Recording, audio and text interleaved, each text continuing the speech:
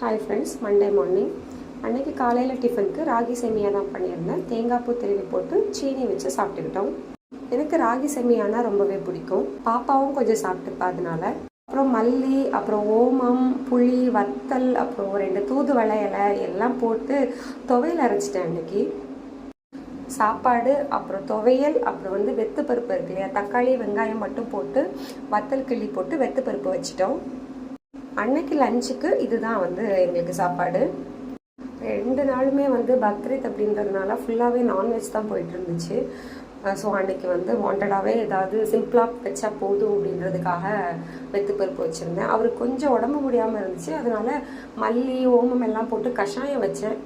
அது கூடவே சிறுக்கு இதே துவையலாக வச்சிடலாம் அப்படின்னு தோணுச்சு. அதனால துவையல் அரைச்சிக்கிட்டேன். அதையே கஷாயத்துக்கு கொஞ்சம் எடுத்து வச்சுட்டு துவையலுக்கு கொஞ்சம் வதக்கி துவையல் அரைச்சாச்சு. இந்த வருஷம் பக்ரீத் சொல்லிக்கிற அளவுக்கு எந்த ஸ்பெஷலும் இல்லை.